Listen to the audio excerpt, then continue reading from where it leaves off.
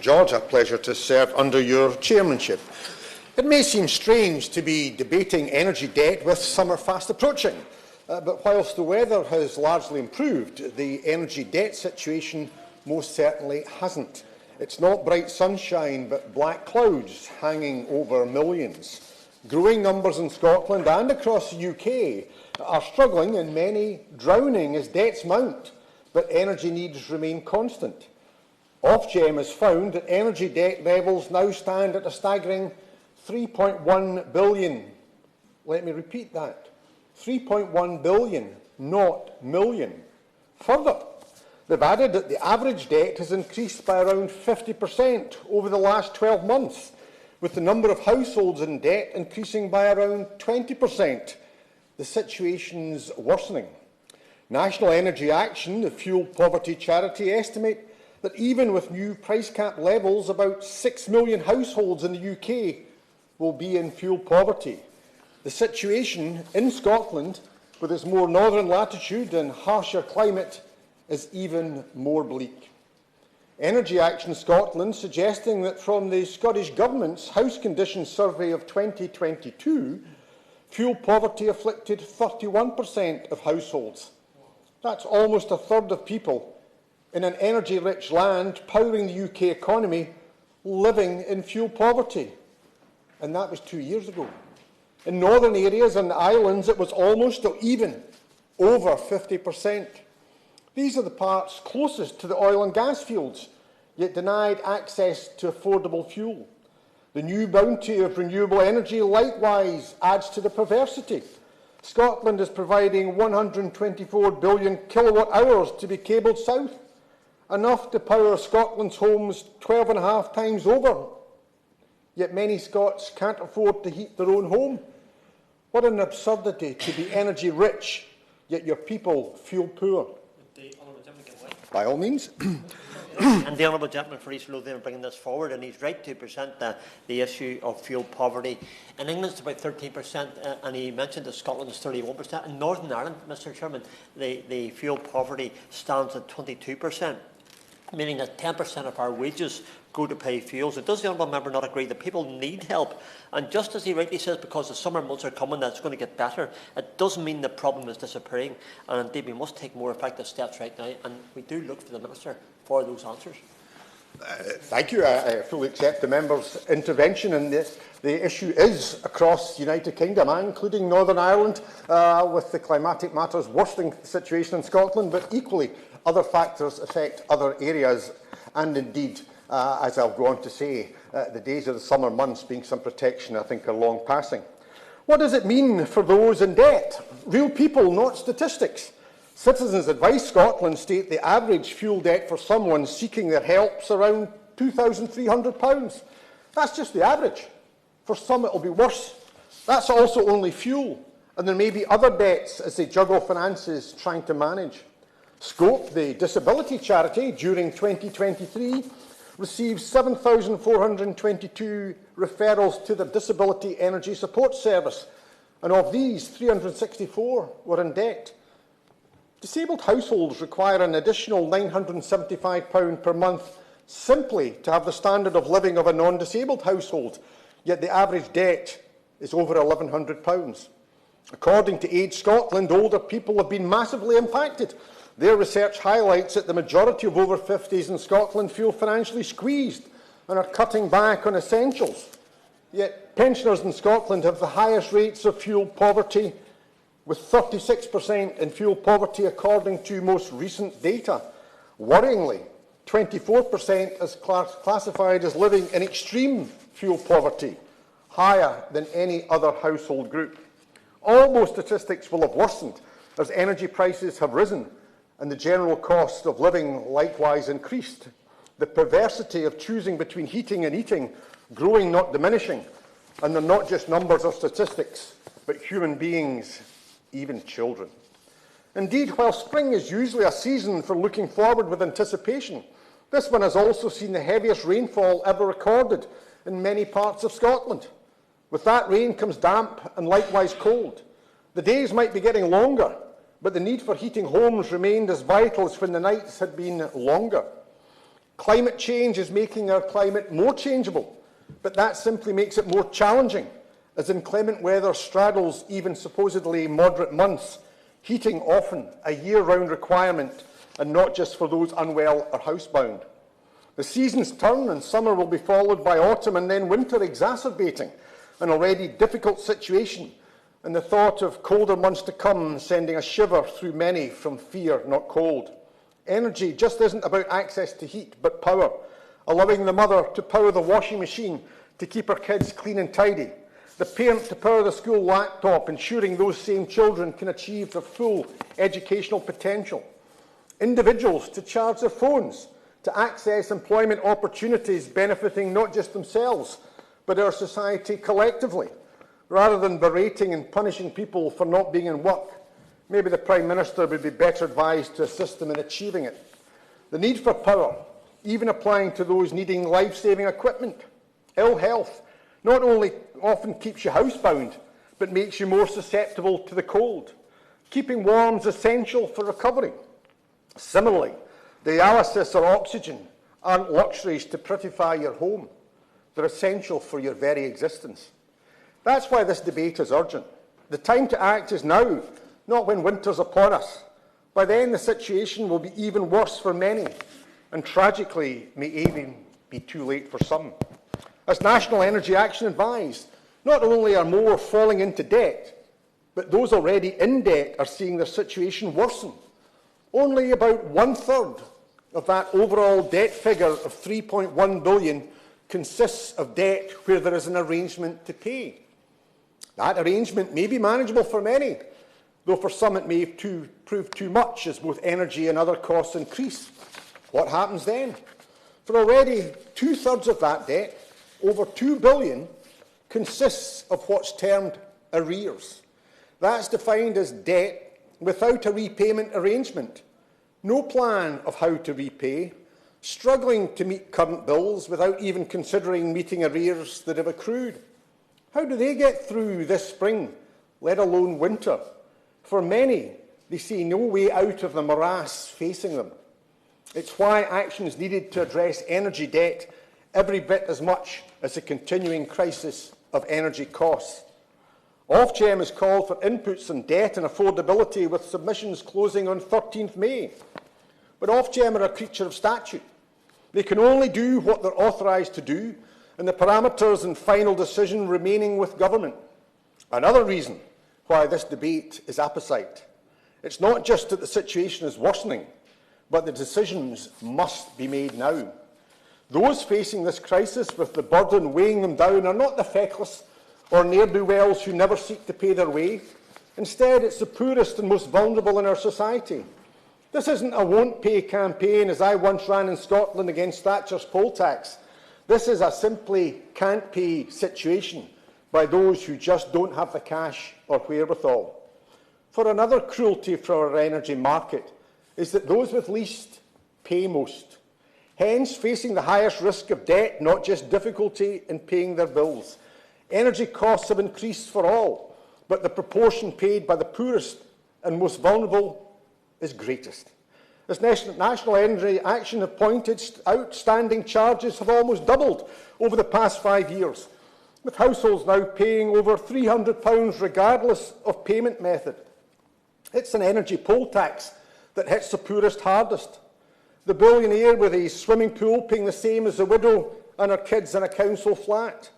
Charges also vary across the country, with those in colder Scotland paying a higher rate than here in London. Tariff prices are also highest for those least able to pay, standard credit being far more expensive than for those on direct debit. But for some, no other method is available. They're left paying more, yet from a smaller budget. Prepayment has seen tariff costs belatedly reduced and is now the cheapest tariff, but it can have other issues for those forced to pay by that means. And let's recall that the moratorium on forced installation of prepayment meters has ended. Now warrants are being obtained to force them on even those who do not want them. For obviously it suits suppliers who can monitor and even restrict consumption, even if more will simply be afflicted by that perverse euphemism of self-disconnection. A benign phrase, but a wicked outcome. It's not a voluntary choice, but imposed by financial circumstances. Lacking the funds to buy the card or pay for more credit, they simply go without. Let's also remember that putting people onto prepayment meters has other significant consequences. As Citizens Advice Scotland point out, firstly, it results in debt repayments being added to consumption charges. Folk pay more, but get less. Debt, not just standing charges, to be met before you even get a flicker. Secondly, they may not be able to switch supplier, even if lower tariffs are available. Now, the government will claim that energy prices have fallen. Of course, over the recent period, that is most certainly true. But the baseline is not last year, but when the energy crisis arose. Prices are now far higher than then. The supposed global issue of energy costs, whether through war in Ukraine or in other international pressures, has seen prices in the UK far higher than in other lands. All are suffering as a result, business or domestic customers, but it's the poorest and most vulnerable feeling the most pain. Moreover, while the energy price guarantee has dropped, let's not forget that there's been sleight of hand. Not only is the energy price guarantee predicated on the average costs, hence it takes no account of differing circumstances, whether that be climatic in northern parts or personal needs such as ill health. But the average consumption of energy used in formulating it was reduced, as it was stated that household insulation had improved. Of course, for many new, well-insulated homes, that is the case. But if you're in an older property, and whether you own it or you're a council house or housing association tenant, or with a private landlord, that in all likelihood won't apply. But your needs remain the same. It's why National Energy Action calculate that if it was calculated on the former assessment, the price cap would be £1,769, not £1,690 for the typical dual-fuel household. That's almost an additional £100 for those in the poorest housing stock to find.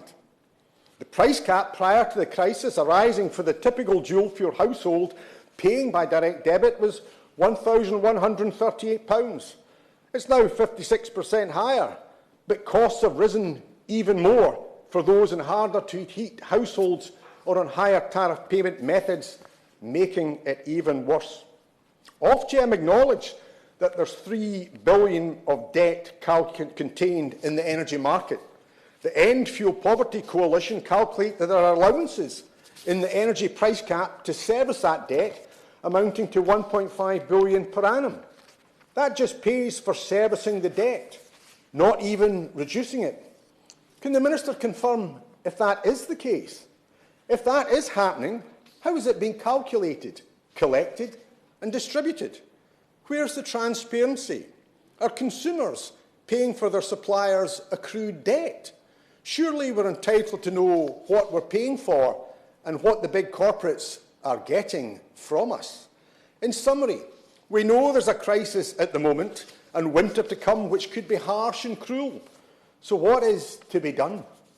Firstly, a social tariff once alluded to by ministers and standard in many lands, even those without the exorbitant prices we face, should be invoked. That will provide solace for the poorest and most vulnerable. Secondly, restore the moratorium on forced installation of prepayment meters. That is iniquitous and cruel. Thirdly, the Warm Home Discount Scheme requires reviewed and enhanced. Rather than the arbitrary issuing of payments to second homeowners, never mind those not requiring it, as was once done, it should be centred on those most in need, addressing hardship and mitigating even existing and even increasing debt. Current support at £150 is simply inadequate, and too many are missing out entirely, even though entitled and in need. It was, after all, £140 before the energy crisis arose and prices rocketed. It badly needs increased to reflect that. The Social Market Foundation has made proposals which the Government would do well to adopt. Finally, as suggested by National Energy Action, there requires to be a debt write-off scheme. The amount owed and the numbers in debt are such that full repayment can never be made by many. The only way that much can be reduced is for support through matching payments being made. The details of the scheme can be discussed, but the principle should be non-negotiable. It needn't be a blank cheque for others simply to cease paying. It can be time-limited to debt incurred during this fuel crisis or other criteria. Banks were bailed out.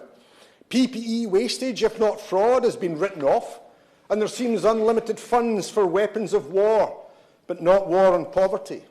If assistance can be given to the few, then similar support should be provided for the many. In summary, Chair, energy debt levels are rising, and with winter looming, fears for access to warmth and power, as well as simply keeping body and soul together, are increasing. These are basic human needs and should be human rights. Action needs taken to ease the cost of energy and reduce the burden of debt for the poorest and most vulnerable. Will the Minister meet with me and representatives of National Energy Action to discuss this crisis? Even more importantly, will she address the perversity of fuel poverty in an energy-rich land? The question is that the House has considered levels of household energy debt. Minister. Thank you, Sir Howard, and it's a great pleasure to serve here under your chairmanship. And I would like to thank the Honourable Member for East Lothian for securing this debate on such an important issue. And this really is an issue which I care deeply about. The Honourable Member mentions what it's like to live in fuel poverty, and I can assure him that I personally understand exactly what that was like, having as a child, knowing the difficulty in terms of even using something as simple as a washing machine. And also latterly when my mother had COPD and had to make decisions around using oxygen. So I would just like to reiterate that I do fully understand the situations that we're talking about, which is one of the reasons why, as a Minister for Affordability, I really take this matter incredibly seriously. And as the Honourable Member has pointed out, on lots of levels, consumer energy debt has risen, of course, in previous years. And the Government recognises that this is an important and growing problem. Energy debt can harm consumers in several ways. It can encourage consumers to self-ration energy, leading to cold, damp homes, or indeed cause households to cut back in other ways. And the Government expects suppliers to do all they can to support customers in debt, particularly vulnerable customers. And I would encourage anyone who is concerned about keeping up the bills to contact their supplier. They should also contact organisations such as Citizens Advice Bureau, and who also may be able to provide support. Last year, I met with energy suppliers to outline our expectation that suppliers do all they can to support those in debt and to help other consumers avoid falling into debt. I also meet regularly with stakeholders like the Citizens Advice to discuss how we can work together on how consumers can be best supported. And I welcome the call for input from Ofgem on affordability and debt. And for the reasons that the Honourable Gentleman mentions and has set out, it is right that Ofgem take a detailed look at this issue. And I look forward to understanding Ofgem's next steps for how consumers can better be protected and to ensure the debt burden does not leave us in an unsustainable position. The Honourable Member also mentioned that despite high levels of consumer debt, the energy prices have fallen significantly since last year, and the price cap has fallen by nearly 60% since the price cap peaked last year, falling by £238 in April. And over the last 2 years, the Government has demonstrated its commitment to supporting vulnerable people with one of the largest support packages in Europe.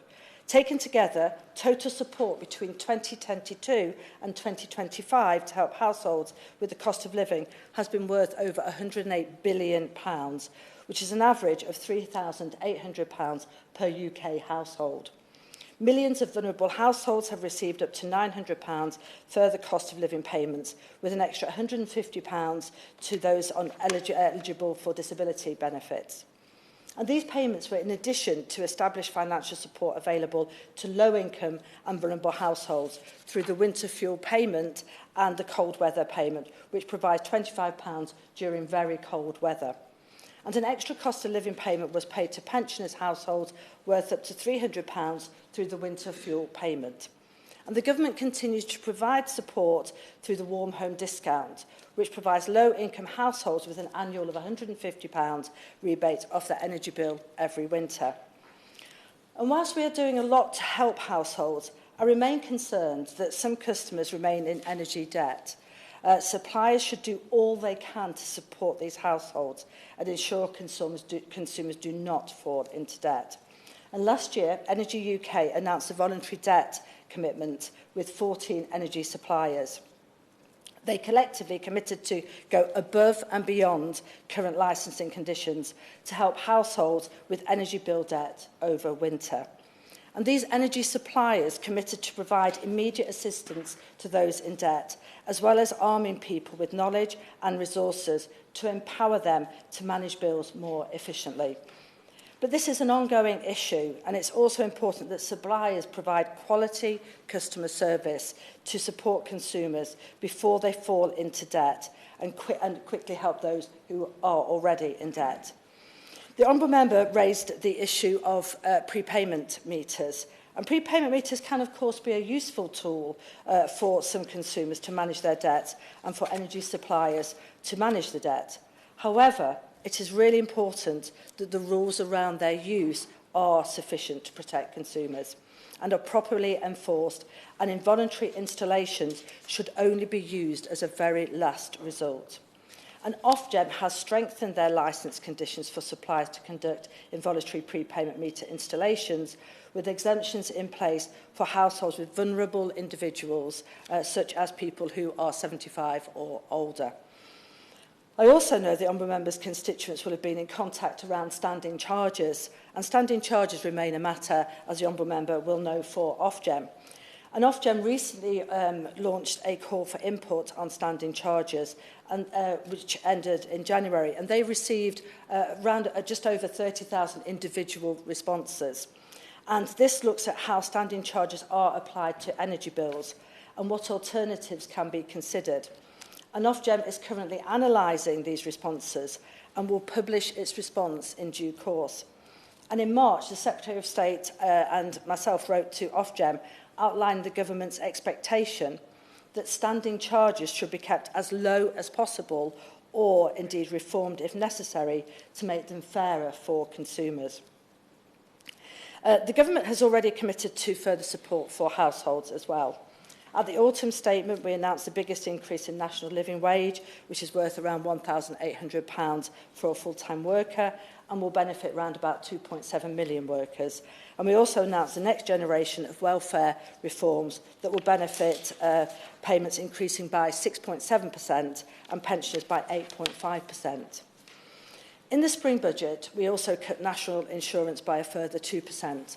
That means that a person on an average wage has the lowest personal effective tax rate since 1975. And we have also extended Household Support Fund until September 2024, with an additional £500 million in funding. And we have been working across government and with Ofgem and suppliers to better identify customers who are getting into problem debt and making sure that households are properly supported. I understand that this is a complex matter and one which is very important to the Honourable Member. Of course I will. Whether she could clarify the position regarding whether there is any element within individuals' bills that is factored in by Ofgem that relates to the debt servicing of suppliers. Thank you. The Honourable Member makes a really good point, and the Honourable Member will also know there was an announcement of a one-off price cap adjustment of £28 per household for direct debit and standard credit customers. And as I mentioned earlier, one of the things we're looking at is looking at the whole standing charges system and seeing if it should indeed be reformed as a whole as well. I would also like to say to the Honourable Gentleman that, of course, I would be happy to meet one of the things I'm always very keen to do is meet across parties, across departments, and also working together, for example, with DWP and other departments, and also with stakeholders, because together that is the only way that we can really consider tackling this issue. To reiterate, we must remember that these are individual people that we are talking about. This is individual lives that we are talking about. So, as I say, incredibly happy to meet and discuss this matter further. I also understand that this is a really complex matter and one which is very important to the Honourable Member, and indeed I know other members of across the House. And I hope I provided some reassurance in terms of the action that is being taken by government and Ofgem and suppliers to help all of consumers, and to give my assurance that as the Minister for Energy and Affordability, it is utmost on my mind. One of the things that we should never be doing is making vulnerable people more vulnerable. And I once again thank the Honourable Member for East Lothian for raising this debate. So the question